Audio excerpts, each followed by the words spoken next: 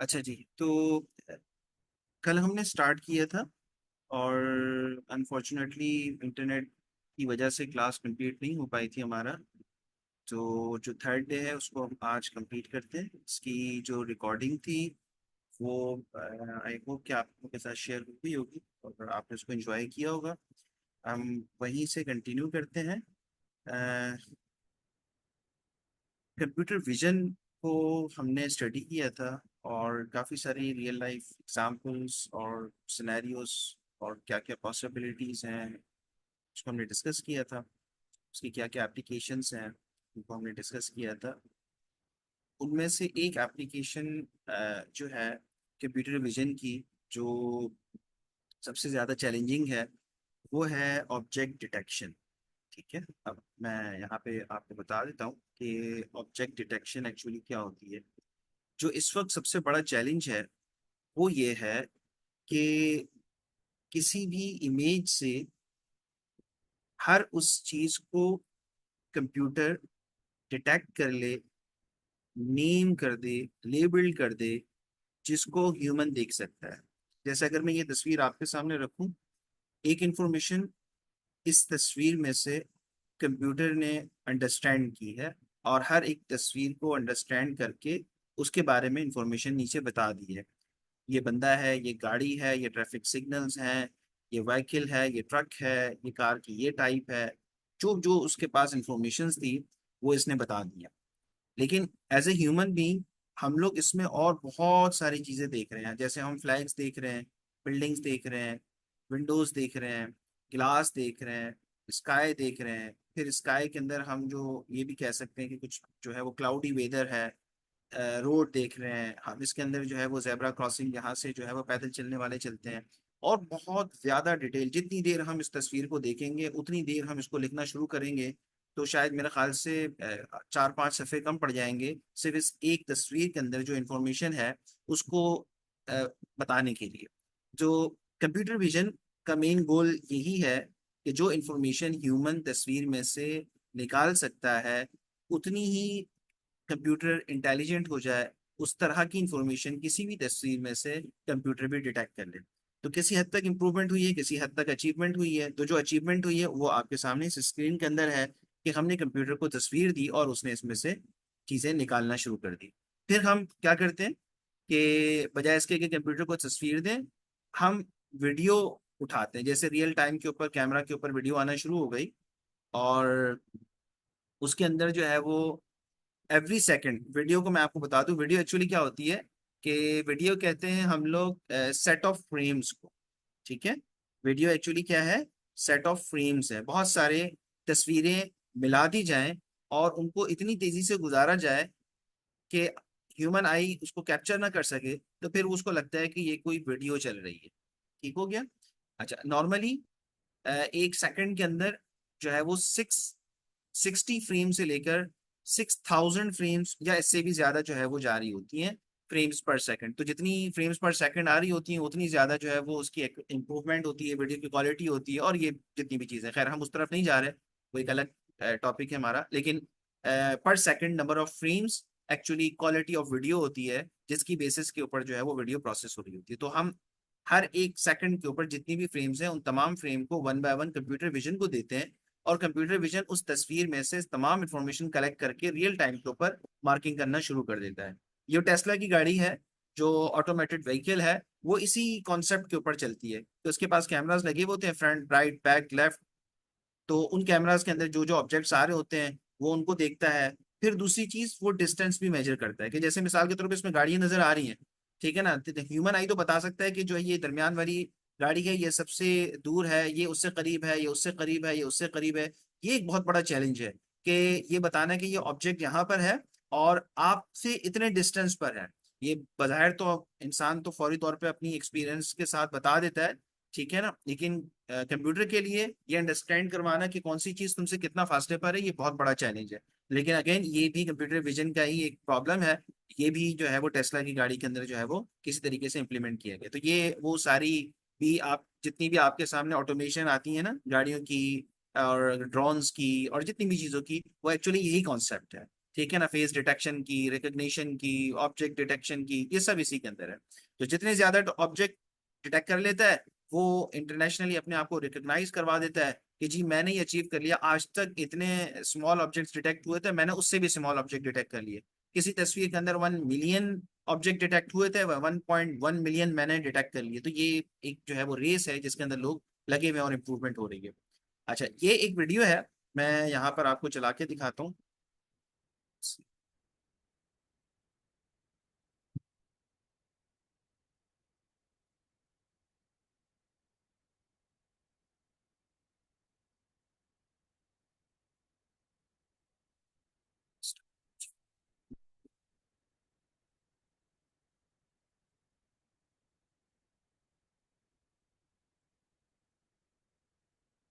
चल जाए,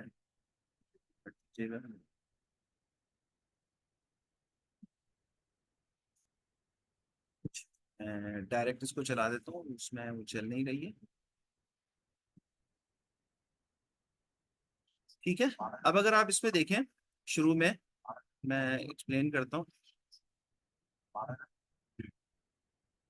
इसमें अगर आप देखें, इस तस्वीर के अंदर बंदा गाड़ी में बैठा हुआ है, और गाड़ी में बैठकर जो है, जैसे ही उसने जो है वो ऐसी कोई एक्टिविटी परफॉर्म की जिससे कंप्यूटर को या कंप्यूटर विजन को कैमरा के थ्रू पता चल गया कि इस बंदे की आंखें बंद हो गई हैं, ये बंदा जो है वो थकावट का शिकार है, और ये वो चीजें हैं जिसकी वजह से गाड़ी चलाते वक्त आपके लिए प्रॉब्लम्स क्रिएट हो सकती है। तो रियल टाइम के ऊपर ऐसा कुछ कर लेना कि आपको पता चल जाए कि जी जो ड्राइवर है वो सूटेबल नहीं है गाड़ी चलाने के लिए। ठीक है, तो ये कैमरा के थ्रू ऑटोमेटिकली डिटेक्ट हो रहा है। फिर हम आगे बढ़ते हैं। अब इसके अंदर देखें, जो है वो क्रॉप्स हैं, इन सारी क्रॉप्स के लिए जो है हमने एक सिस्टम बनाया है। वो क्या कर रहा है कि इन सारी क्रॉप्स को डिटेक्ट कर रहा है कि कहाँ कहाँ पर जो है वो आप ये कह सकते हैं कि जी इस क्रॉप के अंदर जो है वो रेडी है, कहाँ पर जो है वो कुछ प्रॉब्लम्स क्रिएट हुई है, जहाँ पर जो है वो फ्यूमिगेशन होनी है या कोई भी चीज़ होनी है। तो ये 24 आवर्स जो है वो इसके ऊपर लगा रहता है, इसके अंदर जो है वो सेंसर्स होते हैं, और ये डिटेक्ट करके सारी चीज़ों को रियल टाइम के ऊपर कर रहा होता है। ये आपके पास ह्यूमन ब्रेन है, एमआरआई स्कैन, अगर आप लोगों ने नाम सुना हुआ हो, तो ये उस तरह की एक वीडियो है जिसके अंदर डॉक्टर्स का काम क्या होता है कि इसके अंदर कैंसर सेल्स या फिर और इस तरह की कोई भी एबनॉर्मलिटी होती है, वो तो हम मेडिकल टर्म्स को समझ सकते हैं, लेकिन उन सारी चीज़ों को वो यहाँ पर देखकर कुछ पॉइंट्स लगाकर उन पॉइंट्स की मदद से मेजर करता है कि जी अगर कोई अल्लाह ना करे कोई प्रॉब्लम है तो वो कितना है और कहाँ पर है। तो अगर यही सारी चीजें हम कंप्यूटर विजन के थ्रू कराते हैं, तो कंप्यूटर ऑटोमेटिकली जो है वो ये परफॉर्म कर लेता है। जैसे अगर यहाँ पे देखें, हम लोग जो है वो शॉप्स के अंदर जाते हैं, सुपरमार्केट के अंदर जाते हैं, बाय करते हैं, क्यू में खड़े रहते हैं, वन बाय वन हमारे आइटम जो है वो ट्रॉली में से निकाल कर जो है वो बंदा स्कैन करता है, और फिर जो है वो बिल होता है। तो एक लंबा लेंदी टास्क है, अक्सर स्टोर्स के अंदर क्यू के अंदर खड़ा रहना पड़ता है, और फिर अपने टाइम का वेट करना पड़ता है, क्योंकि वो ह्यूमन है। उसको भी इन्होंने ऑटोमेट किया, वो देखें कैसे ऑटोमेट किया है, कंप्यूटर विजन कैमरा के थ्रू, कैमरा इस चीज को ले रहा है और ऑटोमेटिकली जो है वो डिटेक्ट कर रहा है। इसी तरीके से गाड़ी है, जैसे इस गाड़ी ने जो है वो जैसे इसके सामने जो है ये सिग्नल आया, कैमरा ने इस सिग्नल को, ऑब्जेक्ट को डिटेक्ट किया, और फिर इसको अंडरस्टैंड भी किया कि अच्छा जी ये मेरे लिए एक जो है वो इंडिकेशन है कि मैं यहाँ से टर्न होना है। तो टेस्ला की जो ऑटोमेटिक गाड़ियाँ होती हैं, ह्यूमन लेस गाड़ियाँ होती हैं, वो इसी तरीके से इन सिग्नल्स को स्टडी करके जो है वो चल रही होती हैं।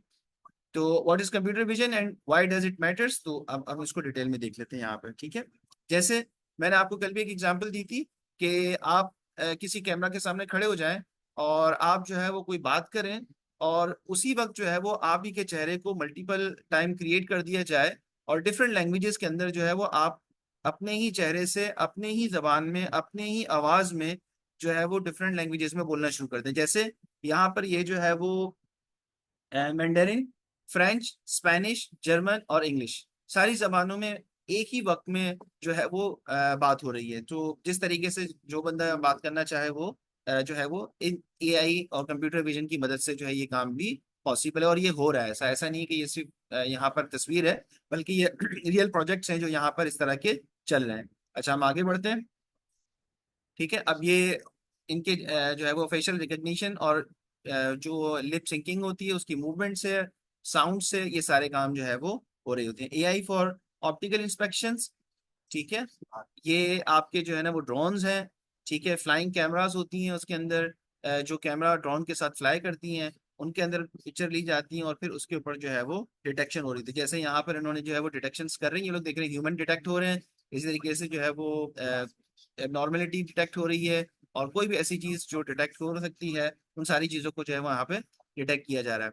इसी तरीके से यहाँ पर कैमरा जो है वो मेन रोड पे लगा हुआ है, जहाँ पे जो है वो लोगों को डिटेक्ट किया जा रहा है हेलमेट और बगैर हेलमेट के साथ।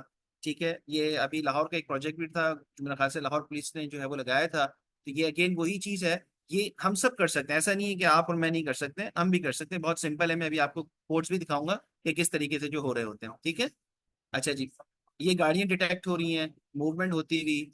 इसी तरीके से जो है वो इसको हम कहते हैं draw plus text to image, यानी कि आप ड्रॉ करें, ठीक है, और उसको जो है वो उसके ऊपर कुछ टेक्स्ट लिखें, उसको बताएं, उसका इफेक्ट दें, और कंप्यूटर उसको एक्चुअल इफेक्ट में कन्वर्ट कर दे। जैसे आपने यहाँ पे तो ड्रॉ किया, ये इसके अंदर एक्चुअल इफेक्ट नहीं आ रहा, लेकिन जो कंप्यूटर ने किया उसके अंदर एक्चुअल इफेक्ट आ रहा है।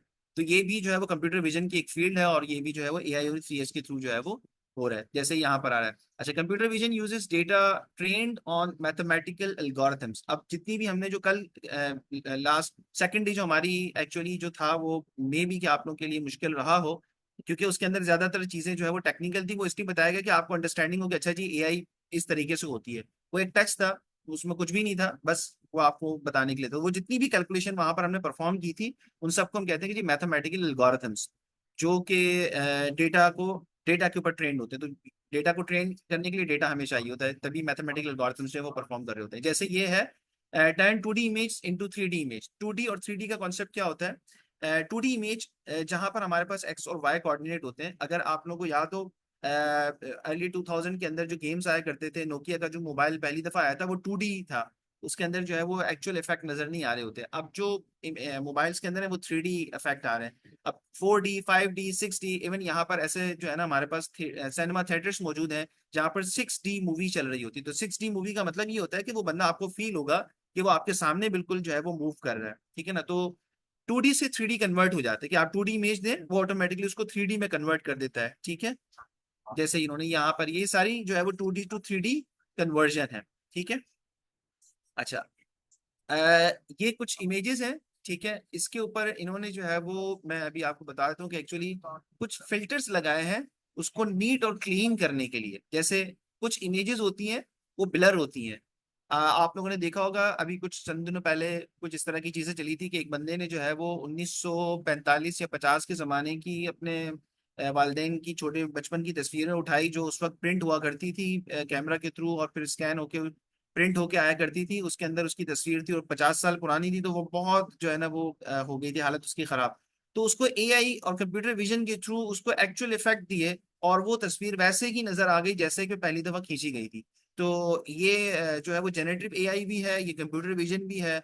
इसके अंदर हम इमेजेस को फिल्टर भी करते हैं। जैसे आमतौर पर आपने बहुत सारी एप्स यूज की होंगी जो फिल्टर कर रही होती हैं, आजकल तो सारे लोग यूज कर रहे होते हैं मोबाइल के अंदर फिल्ट्रेशन की।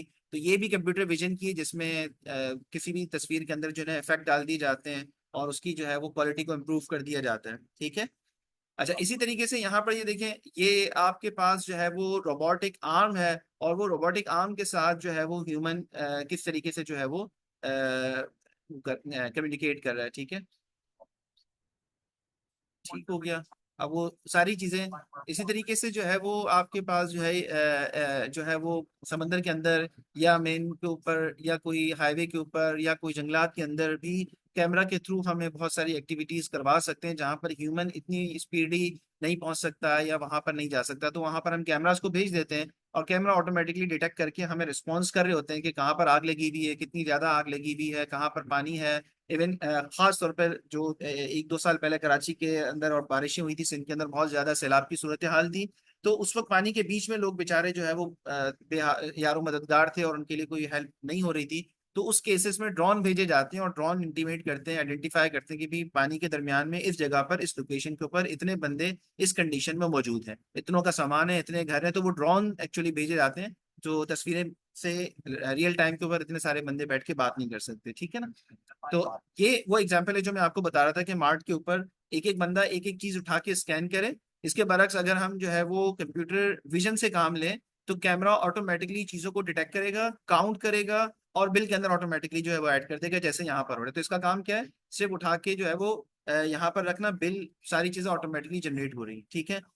3D ब्लॉक्स, ये 3D ब्लॉक होते हैं जिसको हम अभी जैसा हमारा था ना कि एक इमेज से ऑटोमेटिकली जो है वो रियल इमेज, रियल उसके साथ इफेक्ट्स आ रहे थे, तो ये भी उसी की एक एग्जांपल है कि आपने गाड़ी बनाई और उसको जो है वो 3D और 2D और इफेक्ट्स इस तरह के दे दिए, और वो एक्चुअल के अंदर जो है वो इस तरह नजर आना शुरू हो जाएगी। तो ये जो है वो कुछ एग्जांपल्स थे और कुछ एप्लीकेशंस थी जो मैंने जो है वो यहाँ पर आपको दिखाई हैं। इसके अलावा और भी बहुत सारी चीजें हैं, अभी हम इसको जो है वो प्रेजेंटेशन को आगे बढ़ाते हैं इंशाल्लाह।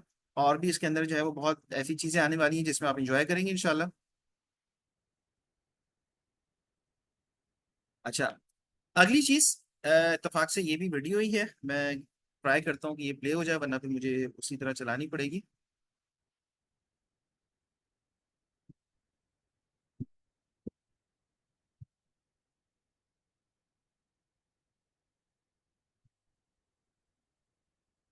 अच्छा, ये भी जो है वो प्ले नहीं हो रही, मैं अगेन उसी तरह ही जो है वो आपको प्ले करके दिखा देता हूँ। ये जो है वो इस तरह है, मैं ये वीडियो चला के दिखा देता हूँ। जो हम कहते हैं ना कि वॉरफेयर, एआई वॉरफेयर में क्या काम कर रहा है। और जैसे इसराइल के अंदर आजकल मशहूर है, फ़लस्तीन के अंदर वो क्या कर रहा है कि छोटे छोटे ड्रोन भेज रहा है और वो टारगेटेड बंदों को हिट कर रहे हैं, यानी कि ड्रोन ऑटोमेटिकली बंदे को डिटेक्ट कर रहा है और उसको जो है वो हिट कर देता है। अब देखें यहाँ पर, ये बंदा है, इसकी जो फेस है वो जो है वो ड्रोन जो छोटा सा चल रहा है उसके अंदर फेस रिकग्निशन और डिटेक्शन के साथ मौजूद है। तो अब वो ड्रोन जो है, अब ये देखिए इसने हाथ में पकड़ लिया और इसके पास ऐसे आ गया जैसे जो है वो इसने कोई परिंदा पकड़ लिया हो या कोई चोटी पकड़ लिया हो, कोई छोटा सा जो है वो मक्खी या कोई ऐसी चीज। तो वो इसने इसलिए पकड़ लिया क्योंकि वो पहले से इसको डिटेक्ट कर चुका था कि हाँ मैं इसको जानता हूँ। अब इसने हाथ में रख लिया। अब ये देखें ये अगला स्टेप क्या करता है, ठीक है। ये बहुत वायरल हुई थी वीडियो कुछ अर्सा पहले। और अब ये वो चीजें हैं जो नॉर्मल यूनिवर्सिटीज की लैब्स के अंदर, लेबोरेटरीज के अंदर जो है वो बन रही हैं, और घरों में बैठ के जो है लोग अब इस तरह के काम इजीली कर सकते हैं, क्योंकि एआई अब इतना कॉम्प्लिकेटेड और मुश्किल नहीं है, ठीक है ना।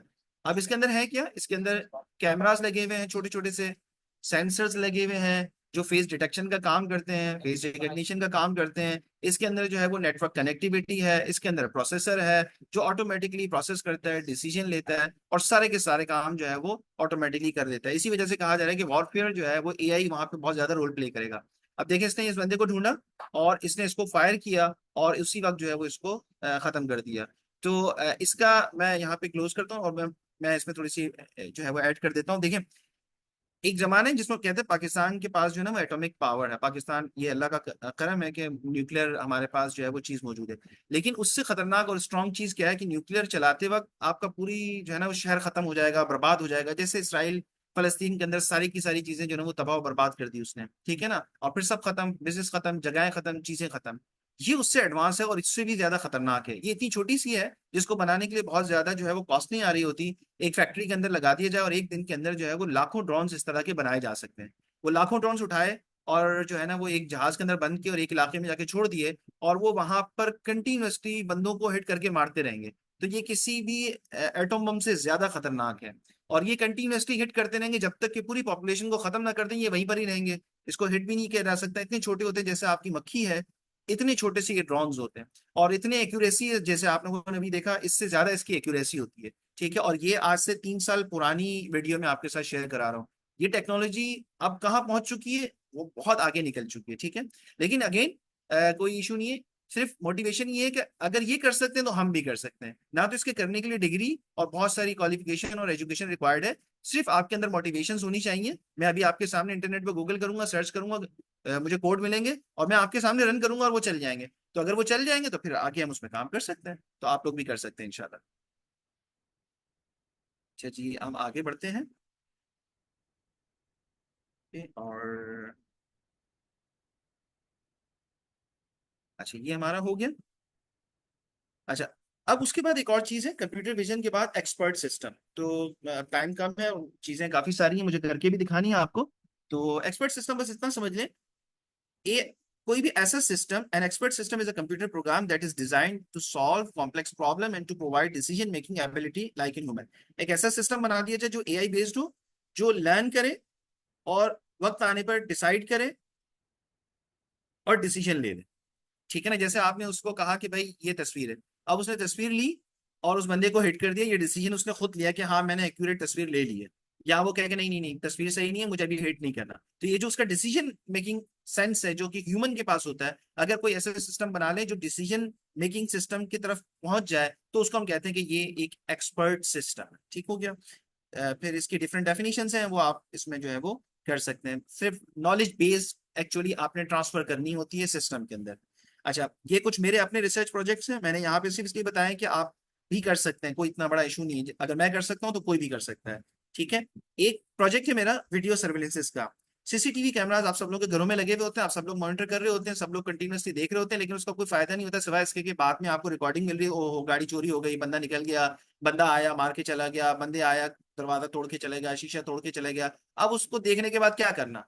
ठीक है ना, तो वो चिड़िया जो है वो खेत ले गई, अब उसका क्या करना? तो वो वैसी ही मिसाल, इतने लाखों रुपए के सिस्टम लगाया लेकिन कोई फायदा नहीं है। लेकिन हमने एक ऐसा सिस्टम बनाया जिसमें हमने सीसीटीवी कैमरा को ऑटोमेट कर दिया। अब वो क्या करता है, घर के बाहर लगा हुआ है, अगर आपके घर का बंदा घर के बाहर खड़ा हुआ है तो वो ऑटोमेटिकली घर वालों को बता देता है कि अप्पू आ गए, भैया आ गए, बहन आ गई, ये फलाना आ गया, रिश्तेदार आ गए, दादा आ गए, वो खुद ही डिटेक्ट करके आपको बता देता है। और अगर कोई अननोन बंदा आके काफी देर तक बाहर खड़ा हो तो वो उसको डिटेक्ट भी करता है और आपको बताता भी है कि भाई जो है वो चौकीदार घर के बाहर खड़ा हुआ है, आपका मेहमान घर के बाहर खड़ा हुआ है, या कोई ऐसा बंदा जिसको सिस्टम जानते ही है और वो काफी देर से खड़ा हुआ है। जैसे आपने जो है ना वो मिसाल के तौर में आप आपको छोटी सी एग्जांपल दे रहे हैं, अक्सर घर वाले करते हैं, हमने तो ये खेलने के लिए लगाया हुआ था।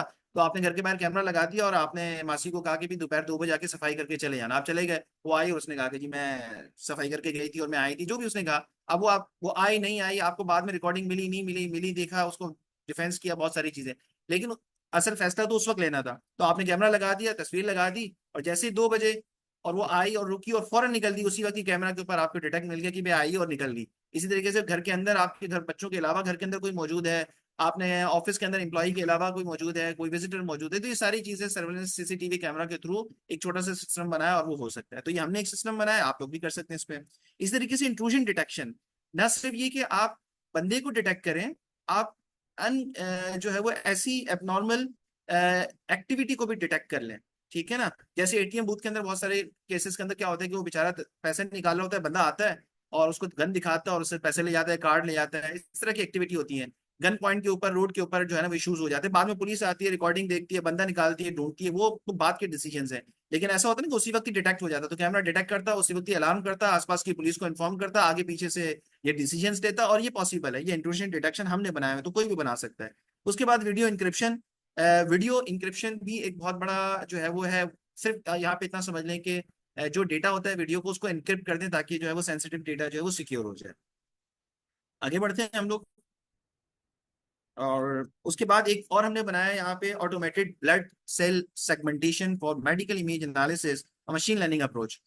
आप लोग जब नॉर्मली ब्लड के लिए जाते हैं ना, ब्लड का सैंपल देते हैं किसी को, तो वो क्या करते हैं कि उसको माइक्रोस्कोपिक जो उनकी मशीन होती है उसमें रखते हैं और वहां पे सेल्स काउंट करते हैं और उसकी बेसिस के ऊपर आपको डिफरेंट डायग्नोस्टिक चीजें बताते हैं। व्हाइट ब्लड सेल काउंट करते हैं, वो उनका एरिया होता है कि इतने एरिया के अंदर इतने व्हाइट ब्लड सेल, इतने रेड ब्लड सेल, जो भी है वो मेडिकल डेफिनेशन है, उसमें नहीं जाते।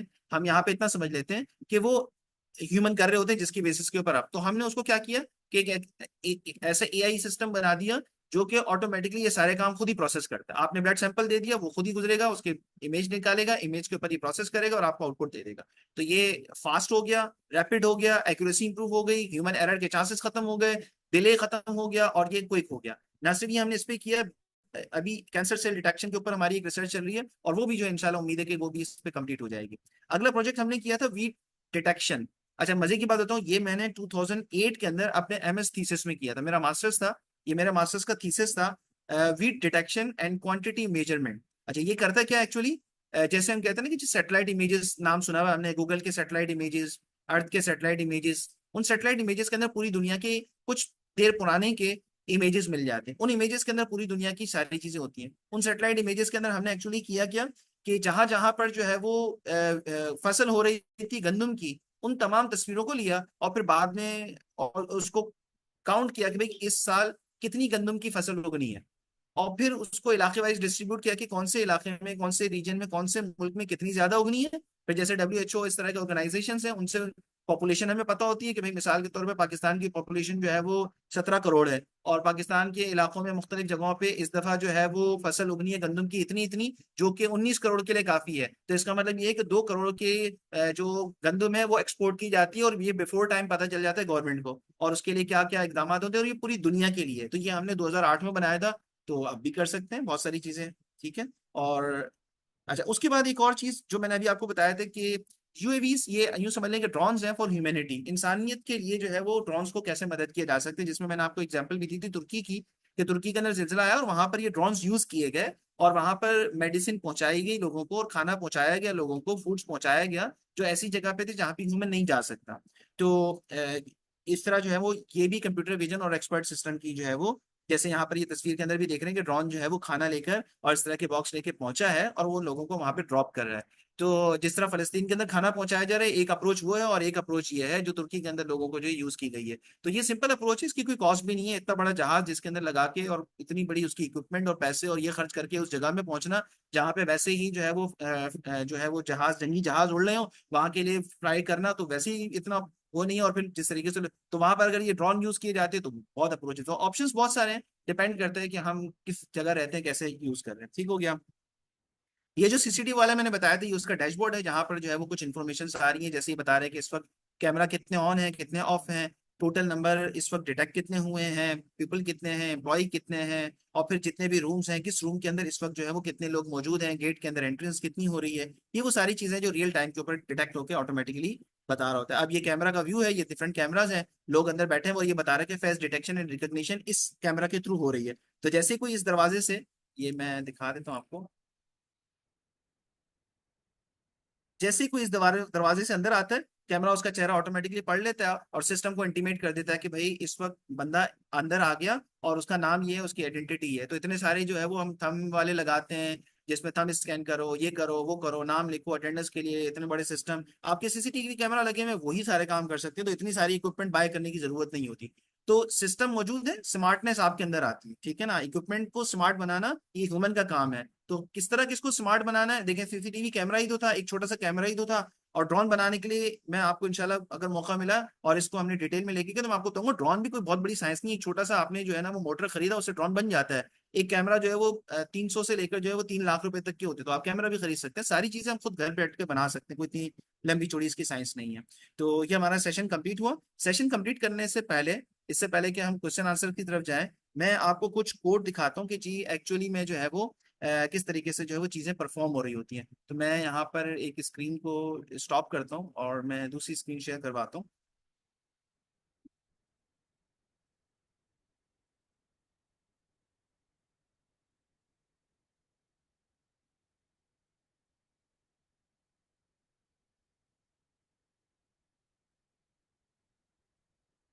तो थोड़ी देर के लिए मैंने स्क्रीन स्टॉप करवाई है, क्योंकि मैं फिर यहाँ पे पूरी स्क्रीन शेयर करवा रहा हूँ आपको, ताकि आपको सारी चीज़ें जो है वो पता चलती है।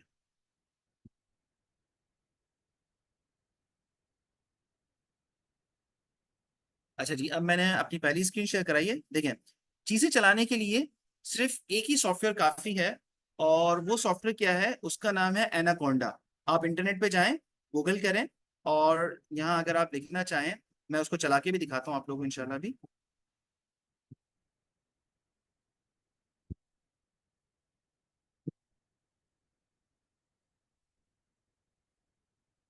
चला देता हूँ। मैंने यहाँ पे लिखा डाउनलोड एनाकोंडा। ठीक है, जस्ट इतना ही लिखना है आपने, और आपके पास जो है वो डिफरेंट ऑप्शंस आ जाएंगे। एनाकोंडा को डाउन, ये है, जस्ट आपने इसको क्लिक किया, डाउनलोड किया और इंस्टॉल कर दिया, और कुछ नहीं करना। जब ये इंस्टॉल हो जाएगा, तो ये विंडो में गए, आपने यहाँ पे लिखा एनाकोंडा, तो देखिए ये आपके पास इस तरह का आइकन आएगा, आपने इसको क्लिक किया। ठीक है, थोड़ा सा ये स्लो होता है, टाइम लेता है, तो आपको इसके लिए परेशान होने की जरूरत नहीं है। ठीक है, ये इस तरह का सर्किल आएगा, ये कुछ चीज़ों को इनिशिएट कर रहा है, लोडिंग कर रहा है। तो ये आपके पास इतने सारे इसके अंदर टूल्स मौजूद हैं। ये यहाँ पर एक टूल मौजूद है जिसका नाम है स्पाइडर।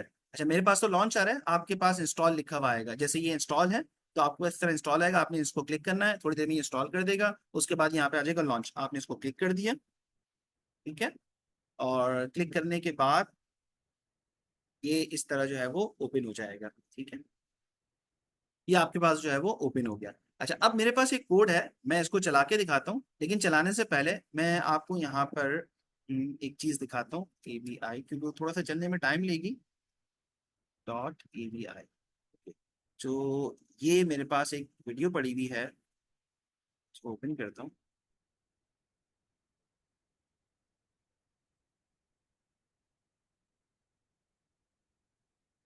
ये हम आगे, ये मेरा एक मेडिकल साइंस की जो मेरी PhD की रिसर्च थी, मैं वो बता रहा हूँ आपको कि किस तरीके से जो है वो उस पर काम हुआ है। 420, ये 420, ये फ्रेम्स, इसके अंदर ये एक वीडियो पड़ी हुई है जो मैं सिस्टम को दूंगा, लेकिन मैं आपको सिस्टम को देने से पहले चला के दिखाता हूँ कि इस वीडियो में एक्चुअली हो क्या रहा है। अच्छा, जब बेबी होता है ना किसी का, तो उसके केस में ना अल्ट्रासाउंड किया जाता है और बताया जाता है कि जी बच्चे की बिफोर बर्थ जो है वो एज कितनी है, ठीक है ना, 6 महीने का, 8 महीने का, 9 महीने का, उसकी बेसिस के ऊपर वो बताते हैं कि जी एक्सपेक्टेड डिलीवरी डेट ये है। और उसके लिए डॉक्टर्स क्या करते हैं, ये बच्चे का हेड है, और इस हेड के ऊपर डॉक्टर्स जो है वो मार्किंग कर रहे होते हैं, और उस मार्किंग के बाद जो है वो कैलकुलेट हो जाता है कि उसकी एज कितनी है, जिसको हम गेस्टेशनल एज कहते हैं। ठीक हो गया। अब मैं इसमें थोड़ा सा इसको स्पीड अप लेके जाता हूँ, और ये देखें इतनी देर से चल रही है, ठीक है, और अभी तक डॉक्टर वेट कर रहा है कि मुझे कोई अच्छी इमेज जो है वो मिल जाए। ये तकरीबन जो है वो 11 मिनट की वीडियो है। अब ये देखिए ये डॉक्टर क्या कर रहा है, अब ये डॉक्टर कर रहा है एक्चुअली, ये मार्किंग की इसने, और थोड़ा सा स्लो चल रहा है। और मार्किंग करने के बाद मैं इतनी देर में इसको यहाँ पे चला भी देता हूँ, ताकि यहाँ तक पहुंचेगा हमारा। स्टार्ट कर लेते हैं, ठीक है ना, तो ये मार्किंग कर रहा है वो, ठीक है। और इस मार्किंग के स्टार्ट होते ही यहाँ पे देखें ये आगे लिखा हुआ कि गेस्टेशनल एज इतनी है, ठीक है ना। ये मैन्युअली काम कर रहा है, पहले तो इतनी देर तक डॉक्टर देखता रहा, सर्च करता रहा, अच्छी इमेज मिल गई, उसके बाद उसने ये काम स्टार्ट किया, और जैसे उसका काम स्टार्ट हो गया तो ये एज आना शुरू हो गई। फिर वो क्या करता है, ग्रेजुअली इसको जो है वो ये इस तरह का पूरा जो है वो दायरा जनरेट कर देता है। हमने मेरी PhD के अंदर हमने क्या किया, इस पूरी सिस्टम को ऑटोमेट कर दिया। अब वो डॉक्टर प्रॉप घुमाएगा, तस्वीर आएगी, खुद ब खुद जो है ये सारा काम जो है वो हो जाएगा। लेट मी चेक कि जितना जल्दी हो जाए, क्योंकि थोड़ी सी वीडियो ज्यादा है, जब तक ये वहां तक पहुंचेगी मैं आपको इंशाल्लाह वैसे करके दिखा दूंगा। तो मैंने यहाँ पे स्टार्ट किया वीडियो का पाथ, में उसको वैसे दे चुका हूँ, इसको बंद कर देता हूँ मैं। तो अब ये देखिए जैसे ही मैंने इसको चला दिया ना, तो अभी इसमें आपको कोई चेंजेस नजर नहीं आ रही, लेकिन यहाँ कंटिन्यूसली देखिए ये मूवमेंट हो रहा है ये स्क्रीन। अब ये देखें डॉक्टर कितनी देर के बाद उसने सर्किल ड्रॉ किया था, लेकिन इसने फौरी तौर पर जो है वो उसी वक्त ही जो है वो एज कैलकुलेट कर ली और बता दिया। अभी तो ये गलत कर रहा है, शुरू में इसने बिल्कुल ठीक की थी, लेकिन ये सिस्टम ऑटोमेटिकली डिसाइड करता है कि उसकी परफॉर्मेंस, उसकी एक्यूरेसी कितनी अच्छी है। तो ये कंटिन्यूसली चलता रहेगा, चलता रहेगा, और वो परफॉर्मेंस की बेस के ऊपर जो है वो ऑटोमेटिकली डिटेक्ट कर लेगा। कुछ छोटी वीडियोस में वो भी मैं चला के दिखाता हूँ, जब तक ये चल रहा है तब तक मैं आपको एक और चीज दिखाता हूँ।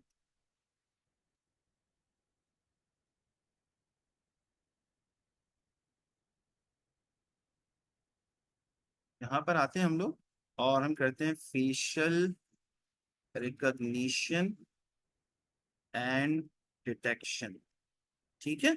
और इससे पहले मैंने यहाँ पे लिख दिया गिट हब, ठीक है, जस्ट गिट हब लिख दिया और मैंने एंटर कर दिया। अब देखिए काफी सारे जो है ना आपके पास यहाँ पर जो है ना वो कोड आ रहे होंगे गिट हब के। अब मैं किसी भी एक पे क्लिक कर देता हूँ। गिट हब का मतलब क्या होता है कि यहाँ पर किसी ने कोड बनाकर ना रख दिया है, तो किसी का कोड यहाँ पड़ा हुआ है और उसने ये सारा काम किया हुआ है। आप इनमें से किसी भी काम को क्लिक करें, जैसे ये डीप फेस है, ठीक है ना, इसी तरीके से कंपेयर फेस है, इसी तरीके से रिएक्ट नेटिव, और बहुत सारी चीजें जो है वो पड़ी हैं। लेट से मैं यहाँ पे क्लिक करता हूँ, लिनक्स फेस रिकग्निशन और डिटेक्शन। अब देखिए यहाँ पे पूरा वो आपको बता रहा होगा, ठीक है, कि जी उसकी API कैसे यूज हो रही है। ये इमेज खुल जाए तो मैं आपको और बता देता हूँ। ये पूरा कोड पड़ा हुआ है, और इस पूरे कोड की एग्जाम्पल है ये। मुश्किल होगा, इतना आसान नहीं है कि एक दिन में आपने देखा और अगले दिन ट्राई कर लिया, इतना भी सिंपल नहीं है, लेकिन इतना कॉम्प्लिकेटेड और मुश्किल भी नहीं है। बहुत चीजें इसमें ऐसी हैं कि कोई भी बंदा जो है वो इजीली अंडरस्टैंड करके समझ के चला सकता है। अब ये देखें इसने जो है ना वो चला के दिखाया कि ये कुछ तस्वीरें हैं जिसको इसने जो है वो प्रोवाइड की, और इसके ऊपर इसने जो है वो कंपेयर फेसेस करके बता दिया कि इनमें से कौन सा फेस यहाँ पर है। तो ये बंदा है और ये बंदा है, उसने डिटेक्ट किया और दोनों को मिला दिया कि हाँ भाई ये बंदा जो है वो सिमिलर है।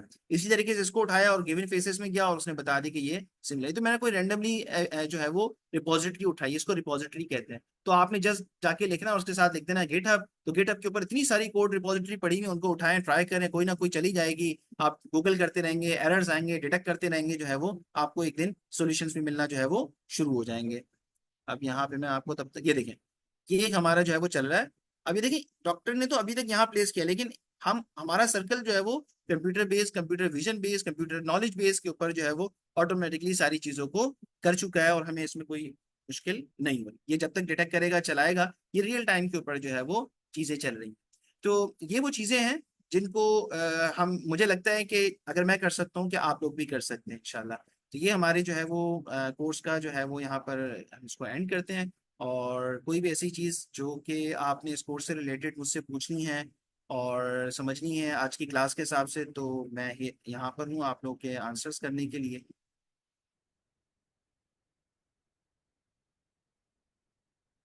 अस्सलाम वालेकुम सर। अब मेरी आवाज़ आ रही है? जी जी बोलिए। सर, जैसे हम लोग थीसिस लिखते हैं, अपनी कोई किताब वगैरह हमने लिखनी हो, तो उस पे हम एआई को कैसे यूज़ कर सकते हैं, एआई से कैसे हेल्प ले सकते हैं? और मसलन मेरा थीसिस है नॉर्डिक कंट्रीज पे, तो इसमें मैं एआई से कैसे हेल्प ले सकती हूँ? ठीक है, गुड है। देखें, मैं रिपीट कर देता हूँ अगर मैं सही समझा हूँ। आपको हेल्प चाहिए अपने थीसिस की राइटिंग के लिए, राइट अप के लिए, ठीक है। और आप उसमें जानना चाहती हैं कि एआई आपको कहाँ पर हेल्प कर सकता है।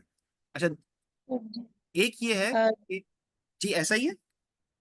जी, ऐसे ही है। इसके अलावा जो डाटा कलेक्शन है, जो इंफॉर्मेशन इकट्ठी करनी है, इसमें भी हम एआई से कैसे फायदा उठा सकते हैं? ठीक है, देखिए, जो डेटा कलेक्शन है उसके ऊपर भी एआई काम कर सकता है। जो थीसिस की राइटअप है उसके ऊपर भी एआई हेल्प कर सकता है।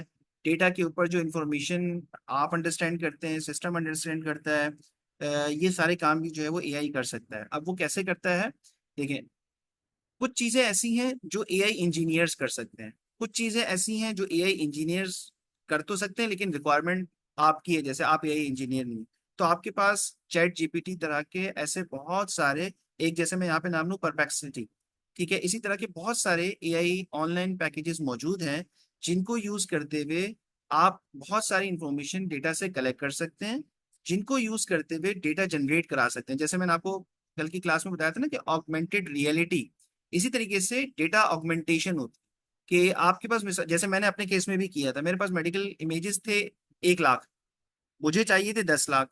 तो मैंने क्या किया कि डेटा को ऑगमेंट किया और 1 लाख से 10 लाख इमेज जनरेट कर दिए। जैसे आपने जनरेटिव एआई के अंदर देखा होगा कि हम जो है ना वो तस्वीर देते हैं और उससे जो है ना वो बहुत सारी तस्वीरें जनरेट कर लेता है। तो अगर आपने डेटा जनरेट करवाना है तो भी हम एआई के थ्रू कर सकते हैं, ऑगमेंटेशन के थ्रू डेटा जनरेट करा सकते हैं, सैंपल डेटा उठा सकते हैं, कुछ डेटा खुद बना लिया उसके बाद उसको दे दिया। लेकिन उसके अंदर फिर हमें बहुत सारी चीजें करनी पड़ती हैं, क्योंकि सारा अगर मशीन से जनरेट करवा लिया जाए ना तो उसके अंदर वो रिजल्ट नहीं आ रहे होते जो कि हम एक्सपेक्ट कर रहे होते हैं, क्योंकि वो सारा मशीन जनरेटेड है और लर्निंग भी मशीन जनरेटेड है। तो कुछ ह्यूमन डेटा कुछ मशीन डेटा मिक्स करके हम कुछ कर सकते हैं। बाकी जो थीसिस राइटिंग पे है उसके लिए तो चैट जीपीटी ने बहुत सारी चीजें आसान कर दी हैं, बहुत सारे लोग उसके थ्रू कर सकते हैं। व्हाट्सएप के ऊपर और माइक्रोसॉफ्ट वर्ड के अंदर जो है वो अब एपीआईज आ गई हैं कि आप बोलें और कंप्यूटर लिखना शुरू कर दे। तो जो टाइपिंग जिनकी स्लो है वो वैसे कर सकते हैं, क्योंकि थीसिस के अंदर अगेन अब क्योंकि ये भी चेक किया जाता है कि कंप्यूटर जनरेटेड टेक्स्ट तो नहीं है, वो भी जो है वो प्लेजरिज्म में आ जाता है। तो फिर उस केस में आप जो है ये वॉइस रिकग्निशन वाली और वॉइस टू टेक्स्ट कन्वर्जन वाली ये वाली चीजें यूज कर लें। अच्छा जी, I have all basic knowledge of computer programming, I want to learn data engineering and AI, can you please guide us how can we learn. अच्छा देखिए, डेटा इंजीनियरिंग, डेटा साइंसेस एक बहुत बड़ा और टोटली डिफरेंट डोमेन है। AI अलग है, data engineering अलग चीज है, जिसको हम नॉर्मली डेटा साइंटिस्ट भी कहते हैं, ठीक है ना। डेटा साइंटिस्ट का रोल थोड़ा सा डिफरेंट होता है एआई से। एआई कुछ मॉडल डिजाइन करता है, जिन मॉडल्स को यूज करते हुए डेटा साइंसेस पे काम होता है। जैसे मैं आपको कहूँ कि एक टूल है जिसको हम कहते हैं टेबलो, ठीक है। इसी तरीके से एक टूल है जिसका नाम है पावर पीआई। तो अगर आपने डेटा साइंटिस्ट बनना है तो आप जस्ट जाएं इन टूल्स के ऊपर, हैंड्स ऑन हो जाएं इसके ऊपर, इंटरनेट के ऊपर, यूट्यूब्स के ऊपर बहुत सारी इसकी वीडियोस मौजूद हैं। आप उस पर काम कर सकते हैं और उन्हीं टूल्स की मदद से आप डेटा को किसी भी तरीके से एनालिसिस कर सकते हैं। बिजनेस इंटेलिजेंसी करनी है आपने, उसमें ई कॉमर्स के ऊपर डेटा साइंस करनी है आपने, या किसी भी तरह का कोई भी काम करना है तो ये टूल्स आपके लिए बहुत अच्छे हैं। और आपको कंप्यूटर नॉलेज है, स्टैट्स की नॉलेज है, तो मेरा ख्याल से गुड टू गो है। आप इन दो टूल्स को देखें और बहुत आगे तक जाएंगे इंशाल्लाह।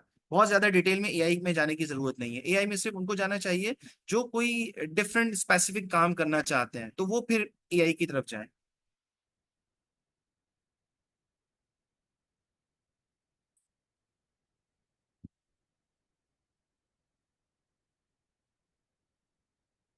ठीक है, और कोई क्वेश्चन किसी के जहन में है?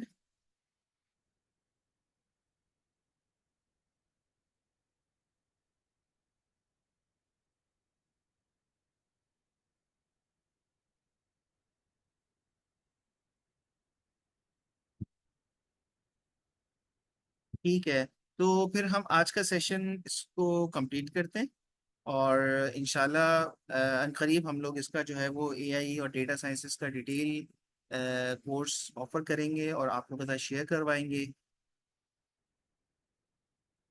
नहीं, मैं जेबिस यूनिवर्सिटी में होता हूँ। हमारा जो यूनिवर्सिटी है हमारी जो यूनिवर्सिटी है वो ऑनलाइन कोर्सेज ऑफर नहीं करता। हमारे पास जो है वो रेगुलर जो है वो डिग्री प्रोग्राम है, बैचलर मास्टर्स पीएचडी इस तरह। तो हमारे पास computer science, software engineering, AI और इस तरह के प्रोग्राम्स ऑफर होते हैं, डेटा साइंसेस, साइबर सिक्योरिटी।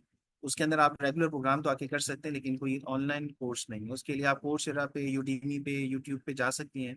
वहाँ पर आपको जो है वो काफ़ी सारे ऑनलाइन कोर्सेज मिल जाएंगे इंशाल्लाह।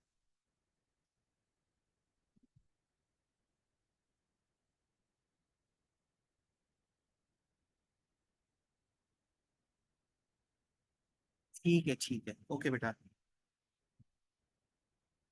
Project manager scope in AI, देखिए प्रोजेक्ट मैनेजर का जो रोल है ना, वो एआई स्पेसिफिक नहीं हम कर सकते। प्रोजेक्ट मैनेजर का रोल क्या होता है कि वो प्रोजेक्ट को मैनेज करे। अब वो अगर एक वेबसाइट हो, एक सॉफ्टवेयर हो, या एआई एक्सपर्ट सिस्टम हो, कोई भी चीज हो, आपने प्रोजेक्ट मैनेजर का काम क्या होता है कि वो टास्क की कंप्लीशन को देख रहा होता है कि जो कस्टमर और क्लाइंट की तरफ से टास्क आ गए हैं उनको कंप्लीट किया गया है, और कितना स्मार्टली कंप्लीट किया गया है, किन टूल्स एंड टेक्नोलॉजी को यूज करते हुए किया गया है। इस तरह की चीजों के ऊपर जो है वो प्रोजेक्ट मैनेजर का काम होता है। प्रोजेक्ट मैनेजर खुद टेक्निकल नहीं होता कि वो जाके बैठ के कोडिंग कर सकता है।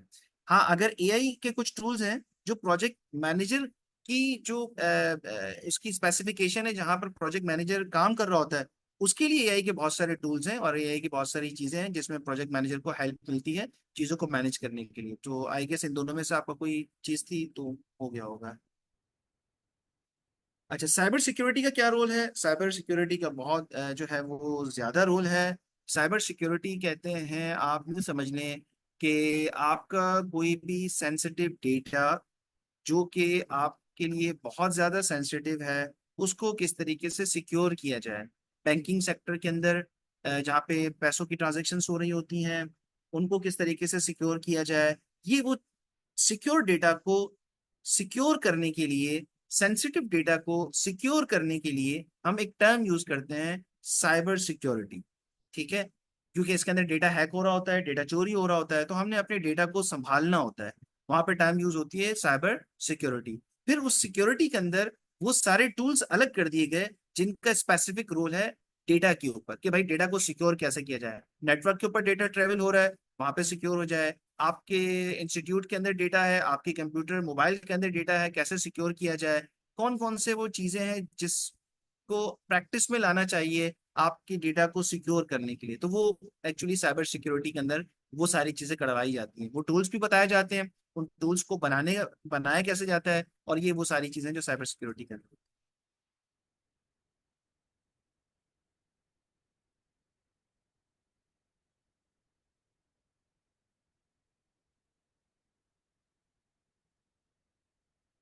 जी, प्रोजेक्ट को मैनेज करने के लिए बहुत सारे टूल्स हैं। अभी हम गूगल करेंगे इंशाल्लाह, अभी भी मिल जाएंगे और आप इसको देख लें।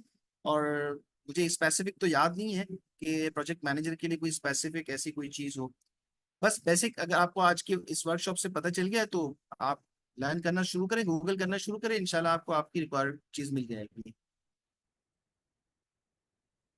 ड्रोन अटैक को कैसे रोका जा सकता है? टेक्नोलॉजी को टेक्नोलॉजी से रोका जा सकता है। अगर उन्होंने ड्रोन बना लिए हैं जो डिटेक्ट करके आपको हिट कर सकते हैं, तो आप भी एंटी ड्रोन बना सकते हैं जो उनके ड्रोन्स को डिटेक्ट करके, इससे पहले कि वो हिट करे आप हिट कर दें। जैसे जो है ना, वो दो बत्ते लड़ रहे हो, दोनों ही एक दूसरे को घुसा मारते हैं, मुक्का मारते हैं, तो दोनों को पड़ सकता है। अब ये हर एक की अपनी है कि उसने अपने आप को रोका कैसे। बॉलर ने बॉल करवाया, बैट्समैन भी छक्का मार सकता है, बैट्समैन भी आउट हो सकता है। तो दोनों के पास इक्वल जो है वो ऑप्शंस मौजूद होते हैं। आपकी टेक्नोलॉजी है, अगर आप प्ले करेंगे, आगे बढ़ेंगे, तो आप उससे एडवांस बना सकते हैं।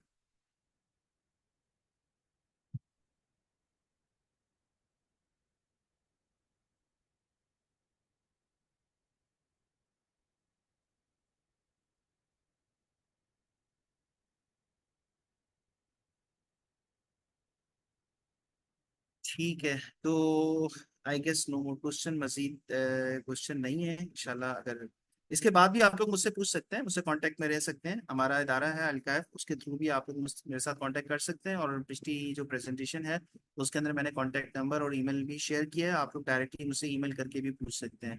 तो इंशाल्लाह ये कोर्स अच्छा रहा होगा। आप लोग अपना फीडबैक ज़रूर दीजिएगा। जो भी आप लोगों की लर्निंग हुई है इसमें, आप उसके बारे में हमें बताइएगा। जहाँ पर इम्प्रूवमेंट हो सकती है उसके बारे में भी हमें बताइएगा कि हम कहाँ पे किस तरह इम्प्रूव कर सकते हैं।